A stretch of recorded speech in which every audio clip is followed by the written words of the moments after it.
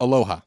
You might recognize it as the 2015 film starring Bradley Cooper, but a little known fact is that it's the Hawaiian word for love, affection, peace, compassion, and mercy, and it's commonly used as a simple greeting, but has a deeper and cultural and spiritual significance to Native Hawaiians, for whom the term is used to define a force that holds together existence. The word is found in all Polynesian languages, and the Oxford English Dictionary defines it as a greeting like welcome and farewell, using a number of examples dating as far back as 1798, where it was defined as a substitute for welcome. But linguists take umbrage with this assessment from the Oxford English Dictionary. Linguist Francis Newton stated that aloha is a complex and profound sentiment. Such emotions defy definition. And Anna Weirs-Bicka concluded that the term has no equivalent in English. Now, the state of Hawaii introduced the Aloha Spirit Law in 1986, which mandated that state officials and judges treat the public with aloha. And today on the show, we hope to treat an old returning friend and a brand new friend to the same aloha spirit as we drink Big Wave Golden Ale.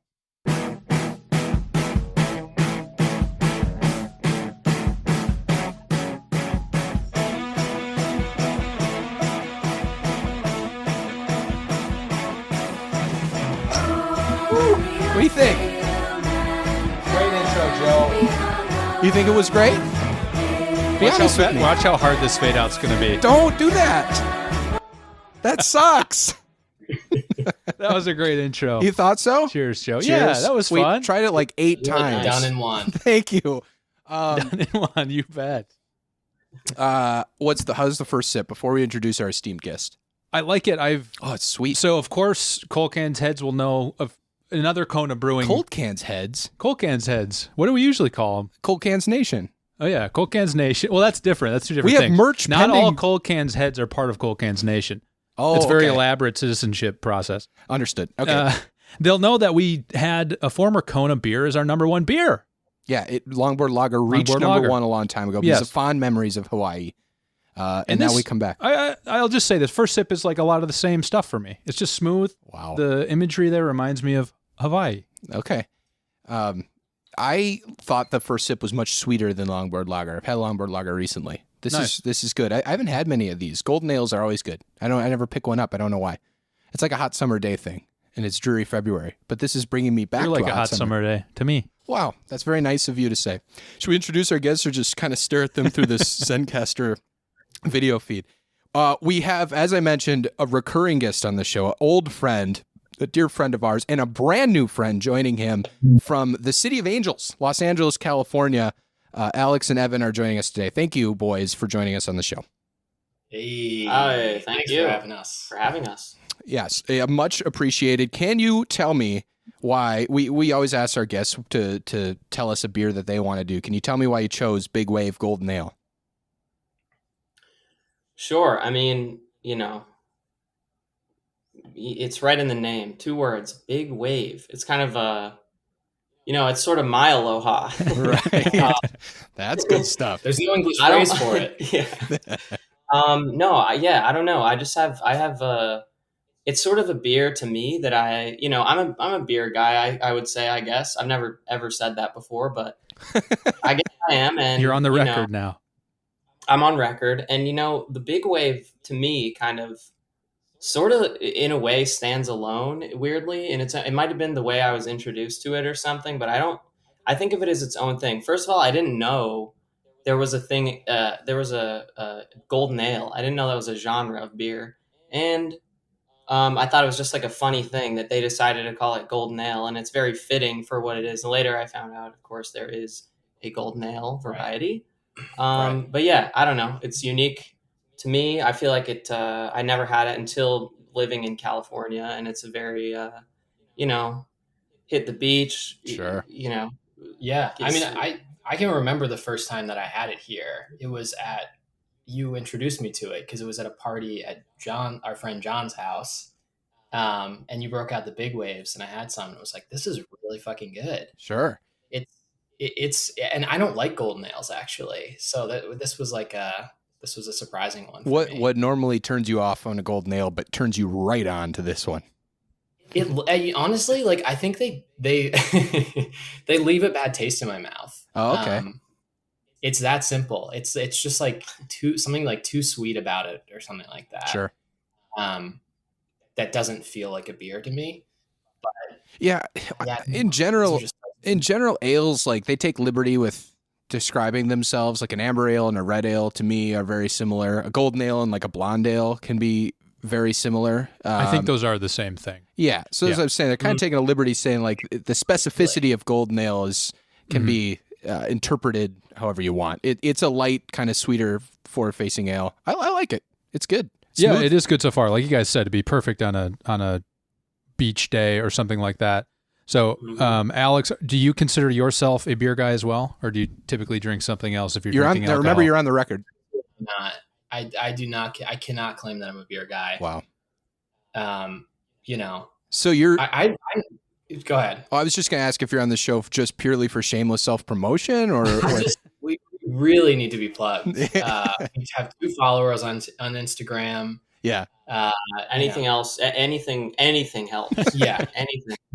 There are 15 people in rural Wisconsin listening that will all follow you on Instagram as soon as this episode drops. Great. And if they want to send just money, honestly, just money helps too. Sure. Direct donation would be great. We'll leave the Venmo in the show notes after the. Right. That would be our only plug is our Venmo. Yeah. I was going to do a joke about Big Wave. Well, I want to send a big wave to our friends down in Los Angeles, and then I didn't do it at all. You should have done that joke. Well, I didn't. Like you just did. Well, I'm glad you did. We'll edit this together. I want to send a big wave to my friends Alex and Evan down in Los Angeles right now. Am I right or am I right? Hey. That's pretty good. Cowabunga. Yes, indeed. It does occur to me that big wave could be a synonym for aloha.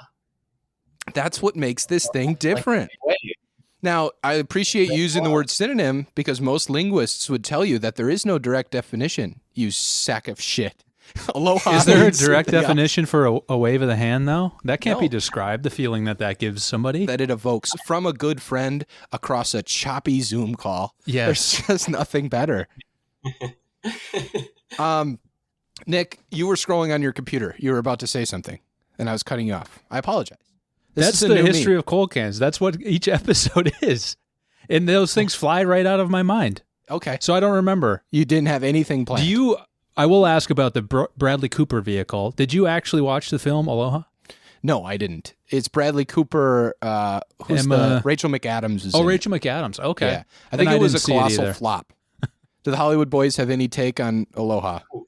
I would say that we both know a good amount of movies, and I have never heard of Aloha. Yeah, Bradley Cooper. I'm surprised I haven't heard of it. Honestly, it sounds like because we're both big Cooper heads. So yeah, the Cooper crowd, Cooper crazies, the Cooper crazies. Yeah, that's pretty good. Aloha is film. This the one that Emma Stone got in heat for because she plays a half Asian woman? Yeah. Oh, now I remember it. Oh, okay. It was Barry. That is that one. Got it. Okay.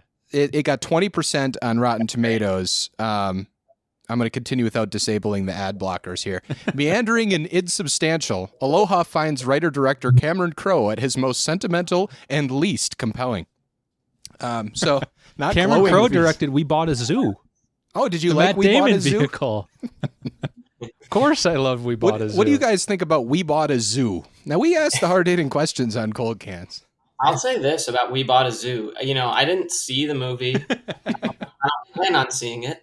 But, it's the only reason I know what it is the title. And because it's literally, right, an article, like a, post 2013 article title. Yeah, it is.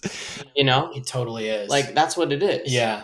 The title means a lot more than the movie itself. The title is the movie. Right. Yeah. Okay. No, you're right. It's like a New York Times person. Yeah, it's like We Bought a Zoo. Here's what happened. Right. Yeah. That's all it's missing. Here's what happened. But it's honestly, it's a great title because not because there's anything artful about it, but it travels. Like that title, even if you are not anywhere near the demographic of that movie. Absolutely. We all know about zoos, and we all know about the concept of commerce. You merge those two things together, one might find themselves buying a zoo. And it's a mathematically perfect title. Yeah. Now I'm intrigued. Honestly, it's a situation as well, which, gets me thinking, who's part of this group that bought this zoo? Right. and it's fun for the whole family. That's right. We know Damon's in on the action. We know that much through the top billing of the poster. Right. But who else is we? Yeah. Who else bought the zoo? Now, maybe the whole community bought a zoo. Only Cameron Crowe knows for sure, because I certainly didn't see the film. How's this beer going down? Yeah. How's the brew dog? I still am loving it. It's not too sweet for me. Now, Alex, I think that your opinion on the matter is basically as compelling and as insubstantial as the 2015 film Aloha. Since you said you're not a beer brat, what are we saying? Beerhead, beer can crew. I don't remember. Anyway, so Evan, I said beer guy, and the only guy. reason I remember that is because I've never said that. I would never say that. But I went ahead and I did. So Evan, as the resident beer guy in the room, how's the big wave going down a few drinks in? Oh my, it's going down smooth, and it is going down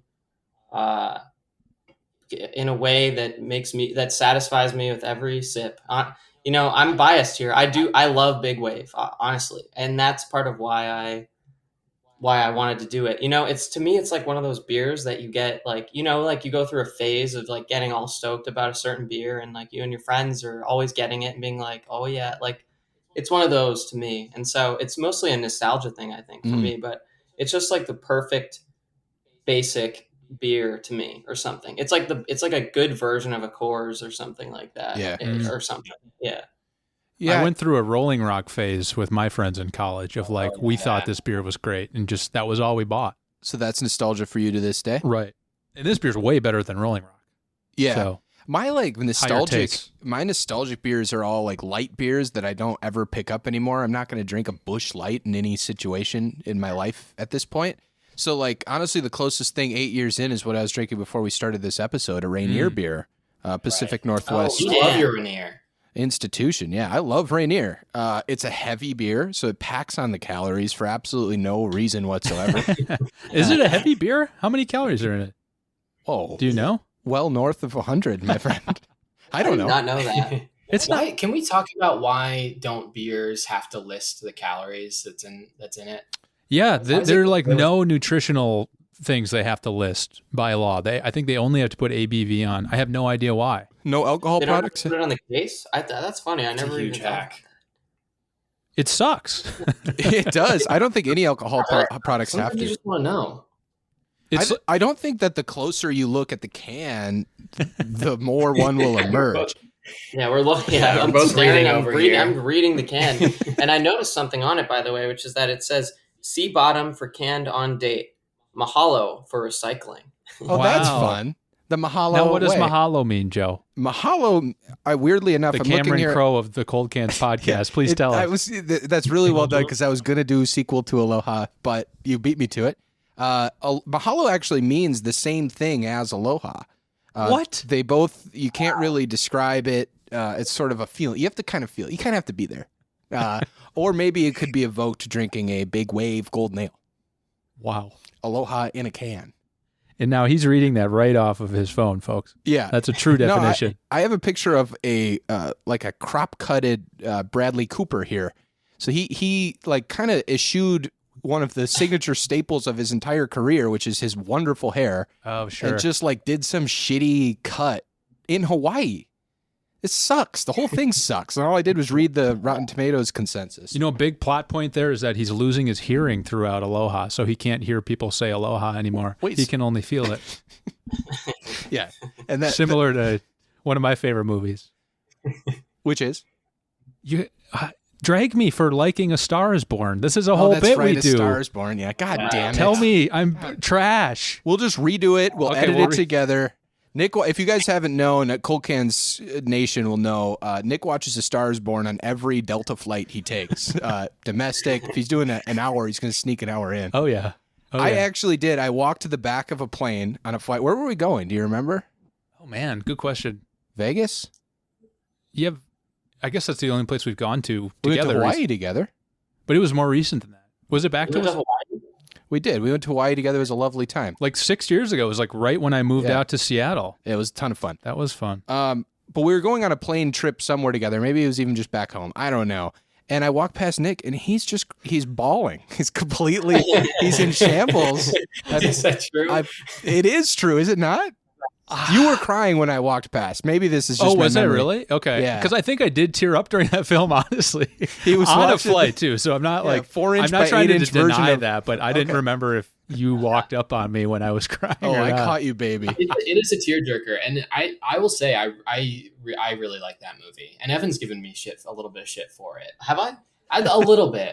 I think a deserved amount. Really? But That's fine. That's not fair. I've never seen them. Once again, I've never seen any movie, I think, including Maybe A Star it's- Is Born. maybe it's just that when I told you about it, you just started singing that song constantly, Right, yeah. incessantly. Yeah. Shallows, that song. Yeah, Yeah, the song song. from the movie. right. And which I took Ain't no as, big like, waves in the shallows, as they say. Oh, that's Yeah, pretty good. It's a good song. I took it as a dig, but That's it is funny. it's a great movie. Yeah, maybe that's right. Maybe when you told me like that, I just kept singing the song and Yes. I kept being, sort of doing whatever quotes I knew from the movie towards in you, the trailer. just as if you were part of that. And yeah, Sure. I can see how that was. Do you just Yeah. go on Wikipedia and look up sort of best quotes for all movies so that you're able to kind of contribute there? And because I mean, I do the same. I only watch TikTok at the moment, Right. and Then you don't have to watch the movie. So Right. I don't have to check that off anymore, baby. I wake up, I peruse Wikipedia, I learn about the world that way. I watch some TikTok, and I go to bed. Wow. That is healthy. That's a healthy lifestyle. Yeah. And the only thing that can make it healthier is capping that day with a big wave. Yeah, That's big right. fan. Hell That's, yeah. that's goddamn right. Hey, Did speaking of TikTok, go ahead. Well, I was just going to say, did you guys happen to see what the ABV is when you were looking at the cans? Because I wasn't sure what that was yet. Do we know that? Let me grind this thing to a halt by Yeah, asking please. about the. There it is. I see it. What is it? 4.4%. 4.4. Oh, wow. Okay. So that's pretty light It's very for light. an ale. Yeah, Wow. that's pretty good. Now back to TikTok No, segment. no, Sorry, I'm really Joe. happy that we had like the momentum going, and you stopped for that we could do an investigation of the ABV. TikTok, so here's Nick and I wanted to bring this up to you two specifically. We recently did a writing retreat. I personally have been working on a book for years now, and I'm on like the 4th draft of it. Nick is drafting I was up a making very TikToks. Well, this is what I was going to say. Nick is drafting up a very exciting idea that I'm not sure you want to reveal yet, so I won't bring it up. Thank you. And it was a lot of fun. We just sat in a cabin and drank beers and wrote.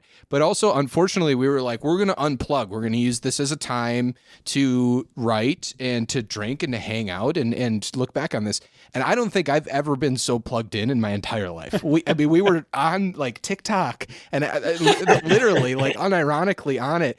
Because we were talking about how much we wanted to unplug. We were dialed right in, did much less writing than we thought because we had to understand TikTok. And you have a deep knowledge of it, as far as I understand. I don't have a deep knowledge of it. Were we on TikTok that much? We were talking a lot about what it would take to like make quick money on TikTok rather than pursue creative happiness. Sure. It's yeah. You guys have any writing done? Or We did. I think we wrote. Yeah, we tried to do some like, block off 2 hours, have to write during that time sort of thing. I think what screwed us over the most was the fact that there was NFL on that weekend that we wanted to watch, playoff Packers football. It was a good excuse not to write. And there was a television there, and we were plugged in. That's We what were I'm saying. plugged in. I No, was you're not watching wrong like about NFL pregame shows. I didn't want to watch that. And there I am watching Terry Bradshaw, star of Failure to Launch. Wow. Oh, wait, that's not Bradley Cooper. Damn it. I thought I was going to be able to tie that together, but never mind. It's okay. No, we got some writing done. I am trying to write a new character in my book because it was missing something. And I've been doing that for a year plus now. And I actually, because of kind of talking through it with Nick and being there in a cabin together, was able to kind of generate the start of that. And I wrote the first chapter for her character. And that's great. It's been Is it one of your Cold Cans characters? it is, yeah. It's one of the everything in the book is Intern part of Brian. Cold Cans Nation. Yeah, intern Brian. Oh, we have Cold Cans characters coming up. We have a segment coming up very shortly for That's you boys. right. So. We do. Yes. But speaking of writing, Yeah. you guys Yeah, you guys. go. No, yeah, I feel like the last time I was in LA, I met up with Alex. We went to a diner, and you were telling me about some stuff you and Evan were working on. That's right. Yeah. I mean, I don't remember what it was, but You don't remember what we talked about? I don't remember you ever visiting me here. No, My name is I think Nick. we were probably talking about the thing that we were editing this week, which is a short that we're working on right now, which we wrote like 2 years ago now. It's just been a very long process, but yeah, we're in the final editing stages right now. Hell yeah. Yeah. But we do write together. Yeah, it's great. Did you guys write together at all, or was it was your separate projects? We bounced ideas off of our separate projects together. I think that helped us unstick from where we were. And so, yeah, that was good, but we didn't work on anything collaboratively. That's what's so fascinating. Like, I'm more interested to hear like what your favorite collaborative part of your process has been. Like, if you're writing and now you're in editing and everything in between, like, I'm sure you each have individual like things that you draw attention and strength from, and things that you kind of dread doing as part of that process. But what do you like working on together the most? For sure. I mean, I definitely think we every stage of it, I think we have a good time. But I think definitely the writing is the most free period, because there's just no restrictions. Nothing's gone wrong yet. Yeah. Right. Like, none of the realities have set in of the production. And it really is like what you said, like you get to bounce ideas off each other, but in this case, you're just bouncing ideas off about the same project. So it is really nice to be able to do that and to kind of like climb that mountain together and reach those big breakthroughs, those big ideas, those big waves. Yeah. Those big waves. That's cool. Yeah. For context for the listeners, like what types of stuff are you guys writing together? So like typically we do a lot of like kind of, I guess like thriller, like drama, kind of like surreal, I guess stuff. I don't know, but it's funny because we're both like big comedy people, and but we just like lean into doing these things that are not really at all comedies. Yeah. And we want to do some more comedy stuff after we finish this thing that we're working on now that we're editing. But yeah, typically that's kind of the stuff that we do, is sort of that kind of thing. So somehow we found ourselves working on 2 back-to-back long projects that are like emotionally, I would say they're emotionally intense short films, even though we really are like comedy people who want to do comedy stuff. Know. So it's just kind of funny how we found ourselves in that situation. Yeah. I have this. So I spent the last few years writing a sci-fi book, which is like too serious, because I also really like comedy. I like watching it. I like making it. I like everything about it. Right. And but I find, like, if I had to put that into words, I was thinking about this recently. For me, the struggle is comedy is easy when I'm sort of reacting and am in this world.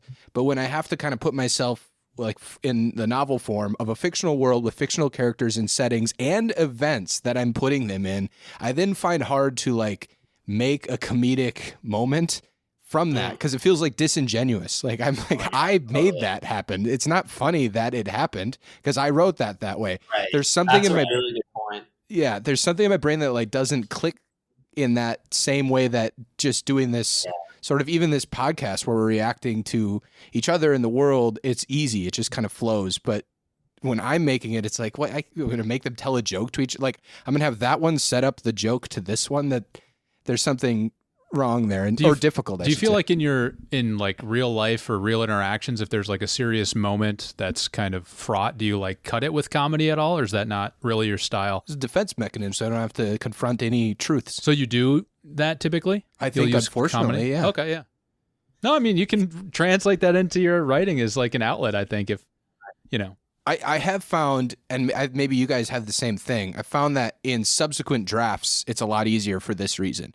In the first draft, it's hard it's hard to make comedy, and then you set that aside for a while, you come back to it, then it's suddenly like a real thing. That's a thing on the page, and then I can riff on it, like this person, exactly. Yeah, I mean, and I definitely think, I mean, thinking about writing comedy prose, that's like definitely a daunting task. I do think it is easier, it is better suited for, I mean, this is a broad generalization, but I think there's something easier about doing comedy in video and film, because you know, you're filming people and they're having real reactions to things, and like unexpected stuff happens, and that's usually what's funniest. Mm-hmm. Yeah, there's timing, playing off each other, and when they say something you didn't expect. stuff doesn't really necessarily always read that way on the page. That's true. And, another thing about it too, is that it's like, all the funny stuff, like the funniest things that I've, all the best like kind of comedy stuff that I feel like I've come out with ever is just like something that you conceive of and then shoot or like, do within the same period of time that you came up with it. You know what I mean? It's the spontaneity of it that is like keeps it funny or something like that. But if you like work on a funny thing for 2 years and then you shoot it, it's like, I don't know, that's like harder. Like the longer the thing is or something, the more planned out it has to be. I feel like the harder it probably is to make it funny. Because I've done like mini series and things like that, but I've never, done a film or anything like that that's a comedy, because probably for that reason. Right. Yeah, it goes back to, again, it feels disingenuous. Like, and it's hard to tell if it's still funny, right? Or like after you come up with it, it's like you've read it for the 10th time, or you've like heard somebody say it for the 100th time. Totally. It's like hard to still tell. Yeah. Yeah. I tried doing like stand-up comedy a few times, like open mic night stuff. And a lot of it is stuff I'd been like, I had the idea of this a year ago. Yeah. And I'm like, I don't know if this is still funny. I made myself laugh when I did it. Yeah. And then it's funny, like you guys talking about that when it's like on film or on TV, because then when you've written the joke and then you're on stage trying to do it, there is that performance aspect of it. And I think someone like a good performer can really sell a joke that's like, maybe not quite there from like conceptually, but they can like sell it. Yeah. That's something I'm not good at. So that was why I stopped doing stand-up comedy after a couple of tries. But there is that there, like you can kind of work through it as you're doing it to get back to what makes it funny. I think I've seen people do that before on a stage, but I myself have not been able to do it. I am just going to pause you there and tell you that you can make very mundane things very funny. You have great timing, and you have thanks, Joe. You're a natural comedian, so you don't have to think too hard about whether the but joke. But you never has saw merit. Me on stage. Certainly not. That's all on purpose. He's got you there. I honestly though, I mean, it's funny that you say that, because it's like knowing people who are stand up. I mean, we both know people who are stand up comics, and it's like nobody is funny on stage after 2 or 3 times doing it. Like it very much does seem like a practice in failure. And the people who are good at it have just bombed 15 times and they're finally ready to be funny. Yeah, you're totally right. You can see, what do people laugh at? Like when I do it this way, or like if I change this one word. You're totally right. It's just like getting back at it. And I would imagine that the nerves too, like at the first shows, are just like absolutely all encompassing. Like you can't really pay attention to the craft of it while your hands are shaking and fucking. No, for sure. Yeah, for sure. Right. That's like probably the biggest adrenaline rush I've maybe ever had, was trying to do stand-up comedy. Just at like a random Wednesday open mic night too. So I think that's totally right. I couldn't even think about how can I even shift this to make it funnier. Yeah, but it feels like, and I won't learn from this, and I won't go back and try it more. You shouldn't. By all accounts, you suck.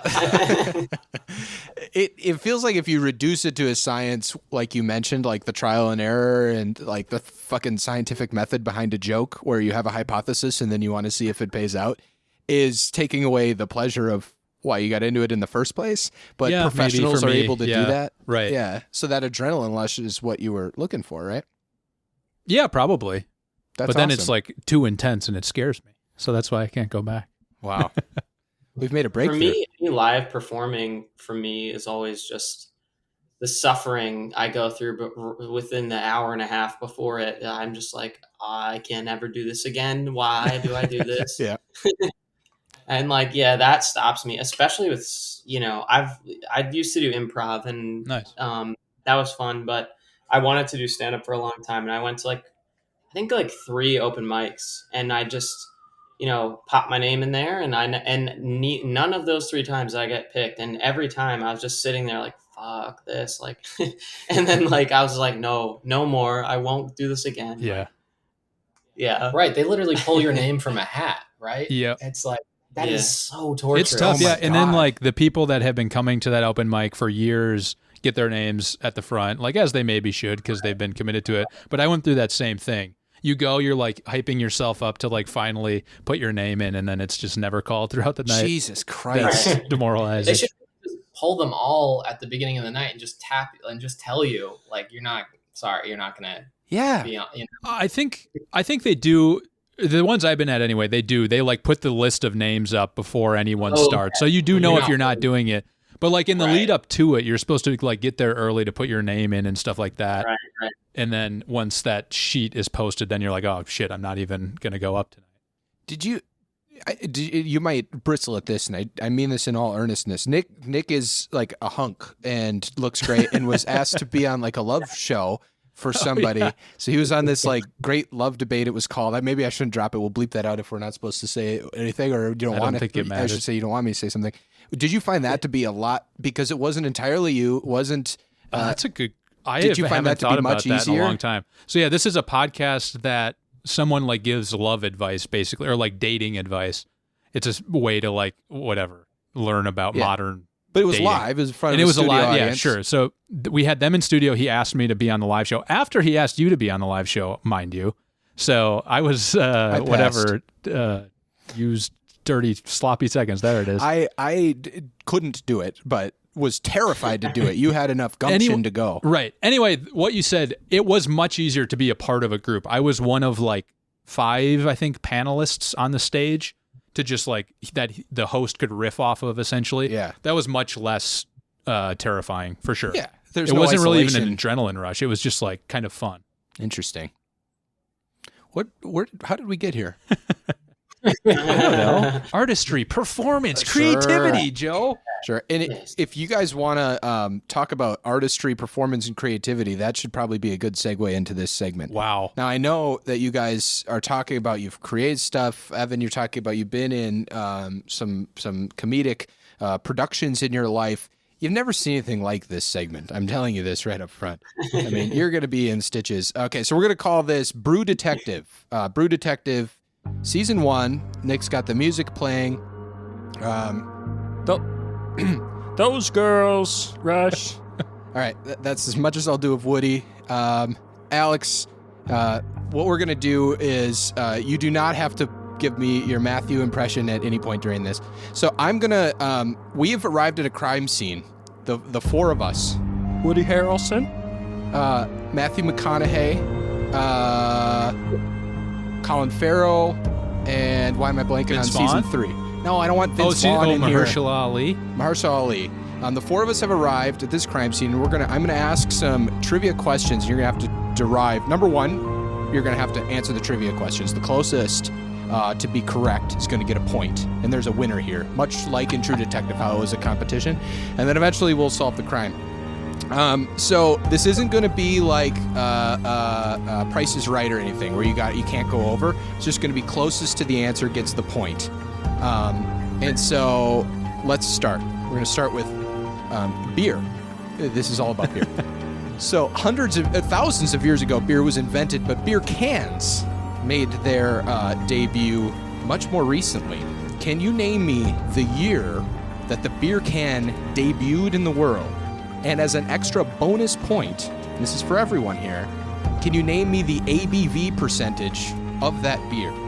So what year did the first beer can premiere in the world? And by the way, the clue that you saw here that you needed to know this knowledge for some reason is there was an empty beer can at the fucking crime scene. Okay, what year did beer cans debut? And what was the percentage of the ABV? Wait, this is just for Alex? Or This is for all of us. Alex, I was going to ask him to do the his Matthew McConaughey, but so maybe I was misleading there. This is for the 3 of us. Let me tell you something. I've been forcing him to do the Matthew McConaughey over the past week. I've been loving hearing him do it. Joey's the reason I have him.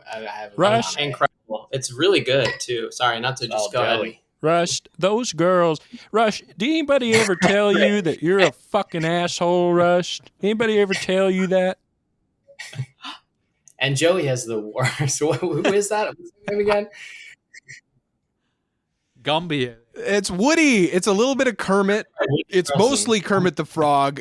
I think to get a good Woody, you have to turn Kermit the Frog down a little bit. You put in some cuss words, and you have Woody. Sure. Is Kermit the Frog's up here. I'm going to talk to you about Kermit. And then Rush. it's just Kermit. Look, what year did the fucking beer can debut? Right. Okay. Let's talk through this. Yeah, what if this is a collaborative game? It is collaborative, yeah. It's, okay. But you guys are each guessing. Like, what's the over-under, first of all? So, like, first of all, like, it's definitely for 1200. Yeah. It's got to be before, like, 1950, for example. That's right, because Mad Men Don's like cracking beer cans, pull-offs. Right. I'm gonna guess. First of all, I'm gonna guess generally it's in the 1800s, but we're gonna get to it here. okay. I'm thinking second half of the 1800s because that's when they started shipping and dipping and whatever else. They were trading. Riding those waves. Shipping, maybe. I'm not sure dipping happened in the 1800s. Right. I'm okay. Also in a can. All right. I'm gonna guess. I mean, I don't know. And I feel early 1900s personally. You do. So maybe we should average wisdom of the. That'd be good. Nick, do you want to? Can Nick weigh in on this? Does he know the answer? Nick does not know the answer. I don't know the answer. I would say, like, why? We'd have to think of like there being a big enough brewery to need to can beers as well. So like when that would come about, which I'm trying to think of. Yeah, I think that's more of the like early 1900s when big breweries started popping up. Even that. Right. Yeah, it's tough. I was going to say, that I had a date in my head, but after you say that does push it for sure. Right. Because you need someone with the means of the scale. Yeah. Right. To require a can. I think that, and fairly, I do know. I forget the year, but another one of my favorite beers, which I think we floated doing, but it was too hard to get because you can only get on the East Coast, is Yingling. Yeah. Which is the oldest brewery in America. I think. Is that true? Yeah, but I don't remember when they were established, but I think it was the 1890s. Was it? Okay. It sounds like I could be wrong. I could be dead wrong. It sounds like there's some disagreements in that. Well, yeah. What if that maybe this is like a Hunger Games situation, which is a film that I starred in. You did. Okay. I don't know about starred. I played a role in the Hunger Games. Okay, yeah. What if we? I should have just said cheers. Hey, cheers! We're having there fun. We go. Cheers. What the fuck? Okay. Know about beer. Cheers. That's right. Cheers. Yeah, let's go 18 something in the 1890s then. Yeah, let's go late 18. Let's go 1890s. 1898. How about that? 1898. Lock it in, Joe. I originally intended you guys to all have your own answer, but you're locking it into 1898. We all have the same answer. And the ABV in that beer? Oh yeah, the ABV. Ugh. I think now it's ABVs not were really pretty a game low show, back then. Because I just going to tell you you're wrong. It's not exactly 1898, but that's okay. We'll roll with it. Okay, you say 1898. What about 4.4%? Let's do it. Let's roll with it. Ride that wave. 4.4. Beer cans debuted in 1933. Wow. That was later. Okay. There was a brewery in the same. I'm not doing this anymore. There was a brewery in the same name in Newark, New Jersey. A brewery that teamed up with a canning company to package Kroger Special beer, and that beer had a 3.2% ABV, which means it could have been around 7% more delicious. Quirks this Thrillist article, which I'm getting this trivia from. Okay. So no points because you guys picked the same answer. So all of you get 1 point and all of you get 1 extra point for that. The second question, I have 3. Thank you. The state that this crime scene is in happens to be the same state that drinks more beer than anyone per capita. And for bonus points, can you get states number 2 and 3? Wow. The most beer per capita in the country is where this crime scene where Woody Harrelson found a beer can at, and you guys have to, for some reason, you had to pick the year. Don't worry about the structure of the game as much. What state drinks more beer than anyone per capita? And for bonus points, what are states 2 and 3? Wow. So, and everyone has 0 right now. I think we all know Wisconsin is pretty high up on that list. Yeah, definitely. I've heard that. Yeah. For sure. it's tough because of the beer part of it. I know, like, alcohol-wise, I think Wisconsin's pretty high up there, but it's probably true for beer, too. Old fashions are pretty popular in the state, but that might not sway it. Yeah, so maybe we could do Wisconsin for number 1, and then... I would be comfortable with Okay, that. okay. Both of you. Do we have ideas for 2 and 3? Is it going to be, like, a really low populated state or something? Montana, Alaska. That would be the statistical argument. Wow. Yeah, I lean, man. Let's just Yeah, say I don't know. I kind of lean maybe Massachusetts. Honestly, I know it's kind of a Yeah. wild card, but I just sort of see it. Again, don't like ask that. me about my process. It's just kind of something I see. My It's Red structure. Sox fans alone. let me That's say all it this. is. The remaining Yeah. states, none of you have any affiliation with them whatsoever. Okay, That's a clue. because I was like Okay. Pennsylvania, maybe like Right. honestly. But All of the states none of us are associated with, or the 2 and 3? 2 and 3. Okay. But that doesn't mean that you have, whatsoever. that doesn't mean you have any Sure. association with one either. Sure. We've never been there. We don't know anyone from we there. possibly don't even know the name of the state. Right. I Guaranteeing that. I personally vetted each and every one of you through social media investigation, and you know nothing about this state, and yes, possibly don't know the name of the state. Right. I have a kind of a wild card to Oh. throw out there too. Yeah, And I like Massachusetts. My wild card is Alaska that's pretty good. because Okay. it's cold, Yeah. probably not as populated as these other states. Mm-hmm. Right. And I think people are drinking there. Yeah. That's good. Long winters up there. Yeah. And I can't. It's not. It can't be Hawaii, which is obviously Oh, the wow. state of the episode in a way. Mm. Right. So I wish I could say it, but I can't. But Alaska is the other state that's sort of out there like Right. that. Yeah. So it kind of makes me feel good. But I think I was going to actually just jump in with Nevada, actually, and a lot in part due to the fact that Vegas is there. Mm. Las Wow. Vegas, Nevada. And That's yeah, right. That's right. That's so right. I kind of want to say Nevada too. Yeah. But Okay. yeah. We better get Nevada in there. We better get in the mix, huh? You Okay. better Yeah. get in it. Wisconsin, Alaska, and Nevada. What do we think? Lock it in. I feel good about I'll that. lock it in. Let's do it. Well, I'm sorry to say, this crime scene you're investigating is far, far away from being solved. This Oh, no. body is like in the ground at this point, and it's you have no leads.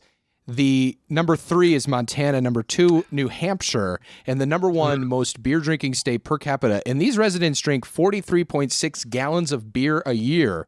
Is North Dakota. North Dakota Okay.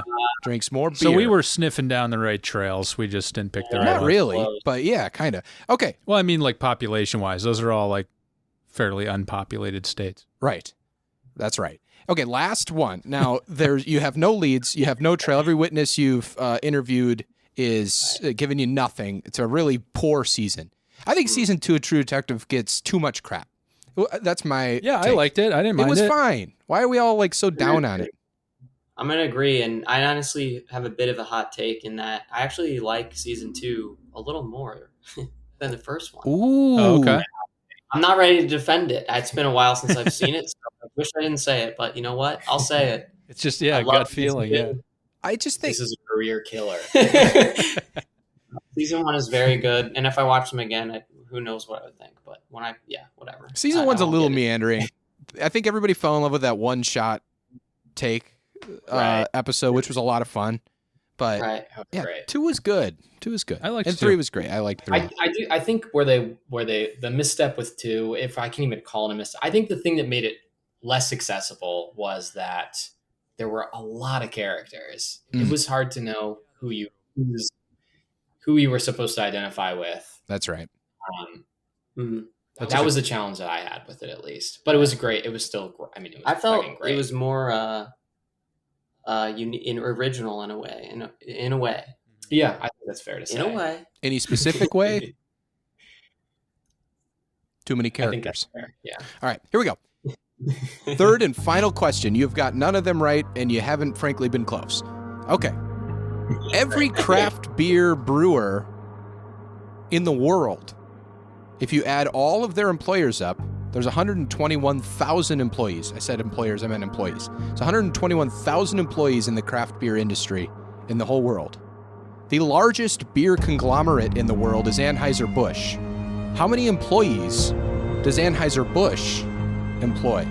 And I ask this because you're at an Anheuser-Busch facility, so you do have a clue. It's a pretty big clue. Pretty big. That's good. That is good. Okay.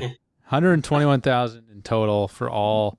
You said craft breweries originally, right? But 121,000 total employees in the craft beer industry. Anheuser-Busch, the world's biggest conglomerate. How many employees do they have? Oh, got it. What counts as craft exactly? Is there an exact definition for that? Not that I can see in this Thrillist.com article. I don't know if there's an exact definition, but like it is interesting because like AB InBev bought Elysian Brewing out of Seattle, so which was Nick once is a onto craft something. brewery, but it's hard to know if it would still be considered it under that. You're a regular meth. Now, anybody ever tell you you're a fucking asshole, Nick? That's good. Thank you. You're gonna need to, for this one, you're gonna have to think like McConaughey. Right. In True Detective season 1. It's all about time and free will and the story of being a person. There it is. Okay, AB. Very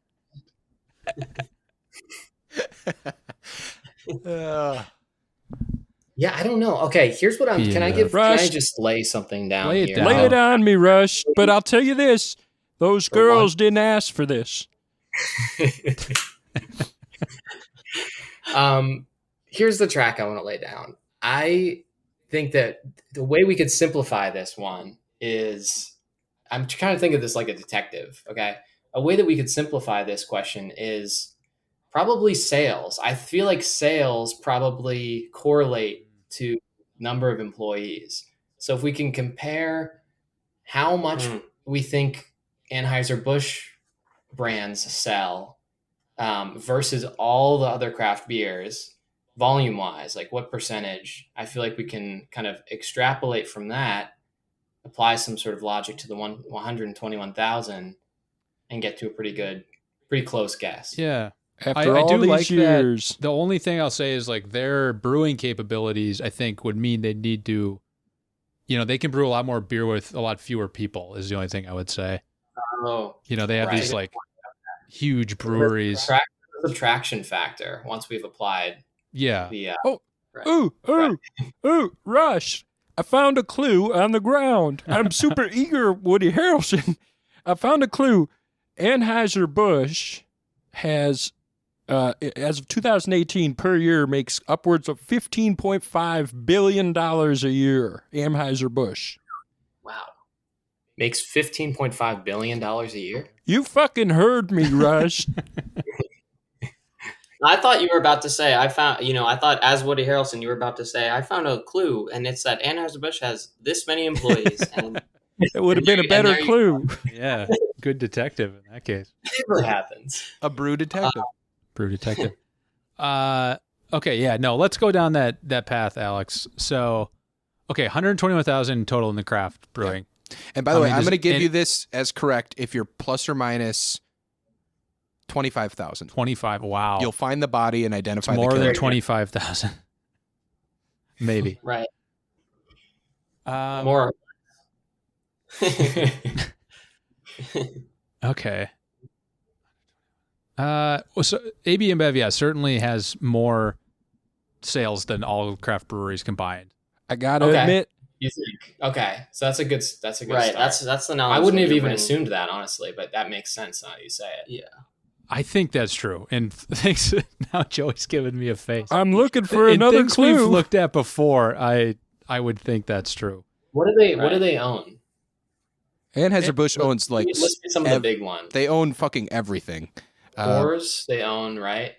No, there's like Miller Coors is a competing. Miller Coors. Yeah, that's a competing conglomerate. Okay, yeah. So AB Miller, InBev is like Anheuser-Busch, so Busch and Budweiser.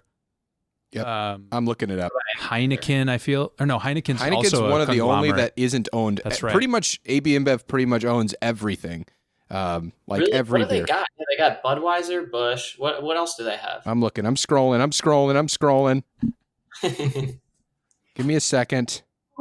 This is a crime scene. I don't know. Oh, brands. Here we go. Budweiser, Corona, Stella Artois, Beck's, Hoegaarden, Leff, I mean, they own like anything you could think of. They own. Stella? I didn't even realize that. Okay, that's good to know because that Modelo, O'Doul's, It's good to know. And Rolling Rock. also, yeah, so a lot of those are still craft breweries, but if they own them, then so maybe that's not going to be like they have fewer employees per barrel brewed by that much. So it might be around the same amount. I thought or more. you guys would take less time at this crime scene. I know. I'm sorry. Okay, what? Okay, 120 for craft beer. There are a lot of craft breweries in the United States, as that number would indicate, but AB InBev is a worldwide conglomerate. I feel like it's got to be more. What do you think? More than 120? Yeah, I'm gonna guess it's more. Well, shit, I don't know. It seems like it'd be right around that. That's a huge number. I know. It is a huge number. I'd listen to your instincts. I'd listen to the instincts of Now the it's only like- self-professed beer guy in the group. Okay.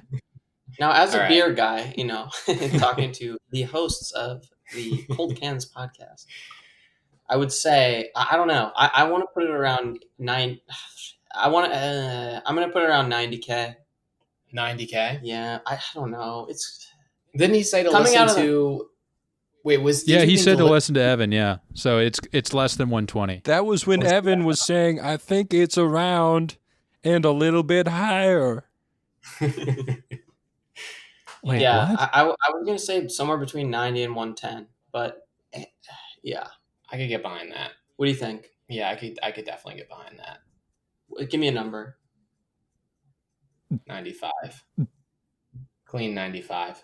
Clean 95. Now, Nick, do Can you you go do the rogue same from number them as and Rob? pick your own number? Am I a rogue wave here? Yeah, do you go off like the true detective you are and pick your own number, leaving your partners behind? For the thrill of it, yes, I will. This will be the second biggest adrenaline rush I've ever had. Yeah. I'm gonna say 50,000. I'm Ladies gonna and gentlemen, lowball them. the winners of True Detective, You gonna lowball us? Alex and Evan, the winners. They're actually 150,000, but they were closer than Nick, and so they win. They win, and for that, you guys are getting a fresh set of merch sent USPS your way from our Cold Cans merch redesign effort, which is not Oh, are quite they? complete. Wow. You will- really? we will Look Venmo for that you. in the mail in the next 6 to please- 8 months. Please leave us your Venmo for us to ask you for shipping and handling. Okay. Very generous. Very Fair and generous. square, and I'm excited to receive it. Cool. Right. That's cool. But, Um, what Evan's saying is that we have a lot of stuff, and we have been trying to cut down on the amount of Okay. stuff. so you're getting a pint It'll glass. be a you'll be getting digital a hat, you'll be- digital sticker. So maybe would just be to just hold off. Yeah, Nick's right. Wow. We only have digital merchandise at this point. So it'll be like something you could post to your social media feeds. Oh, cool. Yeah, can I get a wallpaper? Maybe a new background. Yeah, yeah. new Bitmoji clothes. That's what it is. Yeah, we Close for have new Bitmoji skins. Yeah. That's all we can afford. We spent $75,000 on a graphic designer to get us new Bitmoji skins. We're going to see a recoupment on that investment. Let's take this bullet train home, Yeah, Nick. let's rank it, Joe. All right. So do you have the Let's look at score? BA, Beer Advocate. Are you guys familiar with Beer Advocate? They are the Well, advocate Evan of said beer. he's the biggest advocate of beer there is. As I said. No, only, and you guys have discussed Beer Advocate on here, right? We have, yes. Is this when you bring it up? Yeah. So that's why I know Beer Advocate actually. Is from you guys. They're a group of hacks that think that they can put it's much like how the Oxford Dictionary thinks it can define aloha. Beer Advocate thinks that they can score a given beer. Wow. They're a group of hacks, but yet we read their reviews every episode. Oh yeah, Nick? we do. They're a baseline, baby. Okay. They overall have an 81 or good Oh, for Golden Wave. we don't drink many good beers. Most of our beer is Or, poor Big Wave, or I mean. awful. Right. Yeah. So this one's high up there. Okay. Let's see. I had a fun one. Someone said I react. This is R Chen 42 from Indiana. I react pretty badly to alcohol, but this is one of the best tasting beers I've had. It's more compatible with my body than other beers, and it's one of the first beers that I've actually enjoyed. I'm hoping to try more from this brewery company soon! Exclamation point. And this was Don't stop drinking. I'll say this. yeah, go to the hospital. Something needs to be done. The FBI should be called to this person's home. Should not be online. And Feel that was like shit, but I'm going to keep drinking. what was the username there? 4chan69 or something? No, it was not that. It was like a name. Okay. I closed out of it. All right, Nick closed out of it. Okay, so as is customary, we have a former guest, friend of the show, family of the show, who's dictated that guests have absolutely no say in the rankings. Because early on in the show, we had guests come on and they influenced us, whether they were the makers of the beer, which are some of our top beers to this day, or whether they had a suggestion they felt strongly about and then we just ranked it number one. After that point, there is a mandate that guests will not influence the ranking of the show. However, you can give your non-canonical take on where you believe this beer should fit in to the Cold Cans rankings. So if you don't have it up, you can go to coldcanspodcast.com/rankings and you'll see our tiers of beer and you'll see our entire rankings 1 to 100, including Satan's Walk-In Cooler in Hell, which is where if this beer makes the top 100, we will kick the last beer in the list off into, is Satan's Walk-In Cooler in Hell, where Satan resides. Right. All right. We're scrolling the list right We now. got the list pulled up. We're taking a look. And Just give us a goddamn while you second. guys take a look, Give us 3.5 minutes. okay, I'm going to give 3.5 minutes of dead air. No, while you take a look, I'm going to give you the plug that you so deserve, because Evan, I don't know you very well, but in the short time that I've gotten to know you, you seem brilliant. You two seem like you're a good pair, and I know Alex well enough to know of his brilliance. And if anybody out there is listening, anyone at all, if you're listening and you're interested in their work, you should go to, what is it, penrose.fun, Alex? That's right. Penrose.fun. Check out what they're working on, and I'm sure you'll hear about these two in the future because they seem talented and kind individuals. Thank you for being on the show. Okay. Thank you for saying that and for having us. Of course. Did they give a ranking, Joe? Let's stop talking about him. He's back. Nick left for a few seconds. They did not give a ranking. We did 3.5 minutes of dead air, and they're about to, Get back. release their ranking now. I can only tell by comparison. Like, I think, where's Blue Moon on here? While they Blue look, Moon. Nick, I had a thought while they're looking. Please. They're from LA. I've noticed in traffic is ticking up here in Seattle. I think people are tired of COVID. And I was talking I was talking to Devin the other day. Isn't it crazy how well we nailed like traffic infrastructure from the get-go? Like there aren't really that many Gecko? Not Gordon It's a Gekko. Geico ad? Or a Oh, Geico. Okay. No, but you know how like the yellow lines, the white lines, even the traffic light, red, yellow, green, the idea of a stop sign, that there hasn't been innovation in that space in forever. And yet it's so easy and clear to understand. Like it seems like we nailed it right away. We don't hit each other. There's thousands of cars on the street all the time. There have been cars Humanity, for society.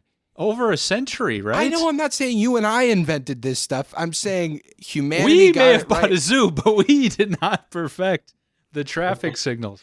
No, Humanity sorry, keep got it going. right away is what I'm saying. It's so easy and intuitive to understand. We could live in a world where it's really difficult to understand traffic Well, stuff. is it easy and intuitive also because there's so many other people around you doing the right thing? But like they're if doing the someone right thing came because out it's of- easy to follow. Okay. I think we did a good job as a society coming up with how roads should work and look. Okay. Okay. I'll defend you on that. I agree. I think it's almost a miracle to me that it's, I mean, granted there are car accidents. Sure, I'm of not course. saying there aren't. But Sure. Thousands and thousands of them a day. however, I will say that, it's a pretty good system. It's a good system. Sure. A 3 system. And the really, and, living in LA, I'll say that the red light and the green light, those lights are definitive. The yellow light, there's some gray area with those. Hey, this guy is And- speaking my language. Yeah.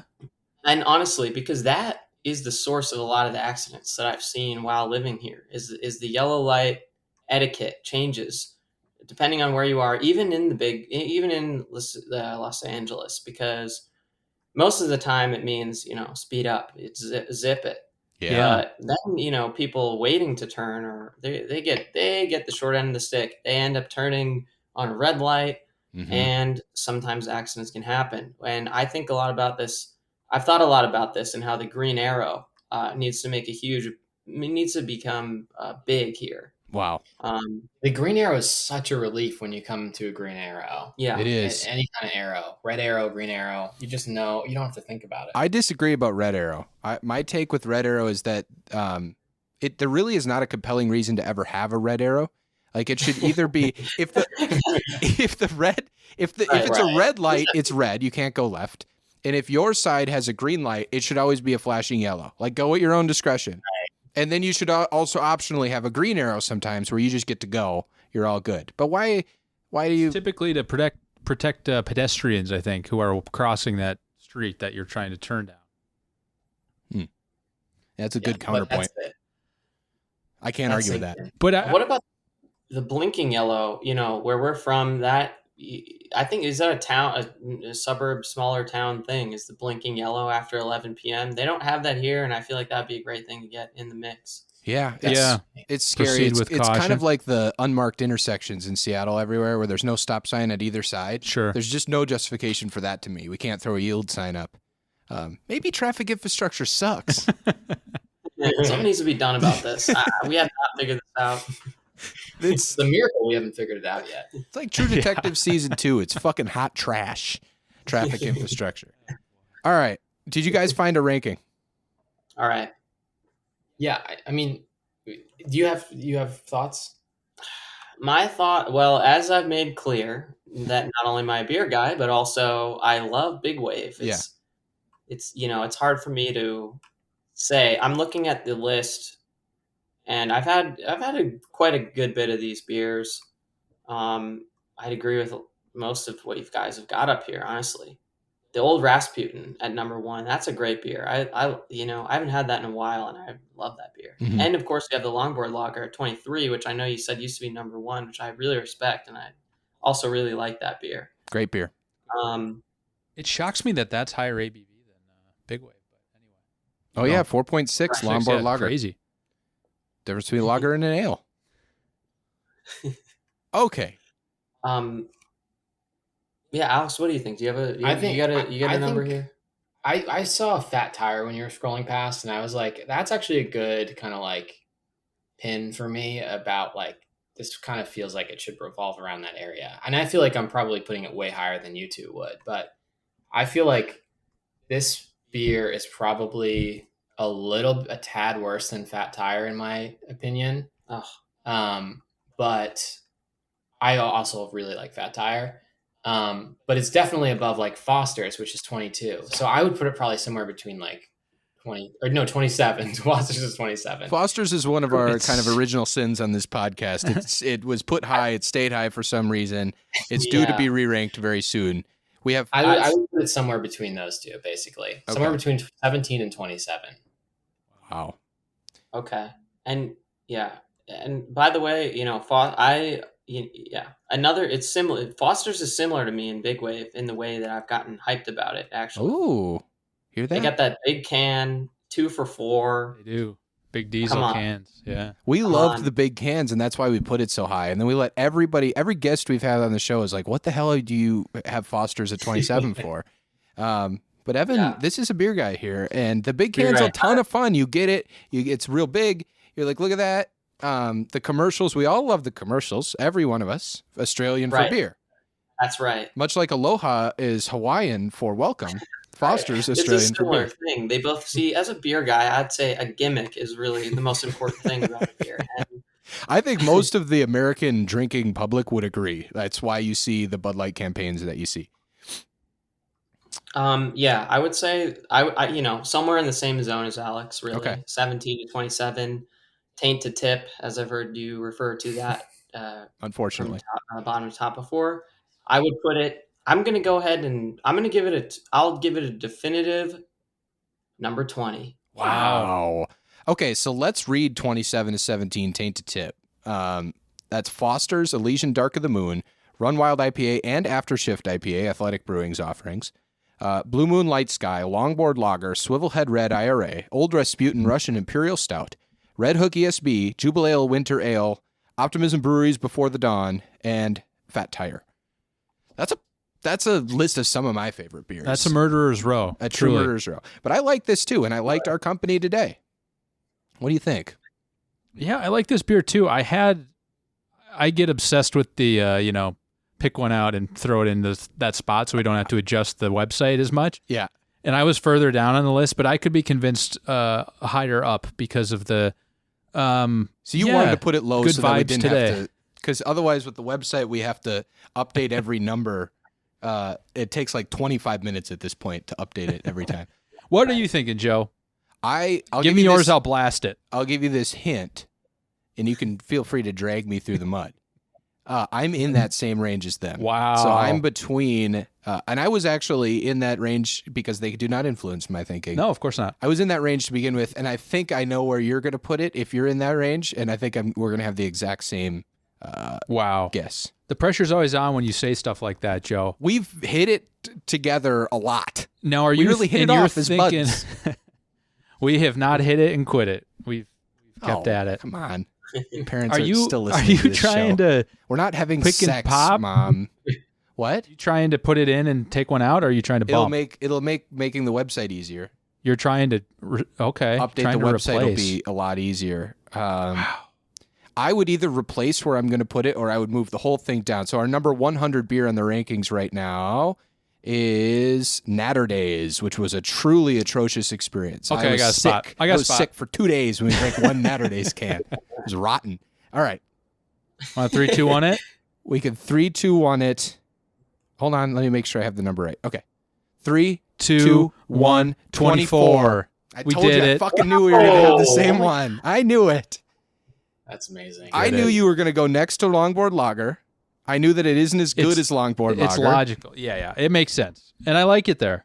It's very good. That's a top 25 beer. It is. But now, would you take Blue Moon Light Sky out, or would you take Natter Days out? I can update the fucking website. Yeah, no, we should do it right. Let's pop Natter Days off the bottom, because Blue Moon Night Sky or Light Sky, was a revelation of sorts. Blue Moon Night Sky is a really nice drinking experience, guys. It's a if you light haven't beer. Had it. Have you guys had It's that? a skinny can.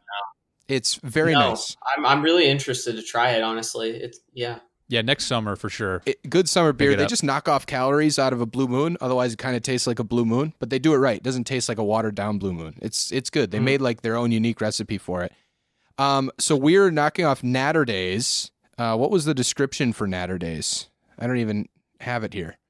Oh Jesus, Joe, pull what it did up. I clicked on the episode, but you linked it to Anchor, and now the Anchor doesn't tell me what the description is.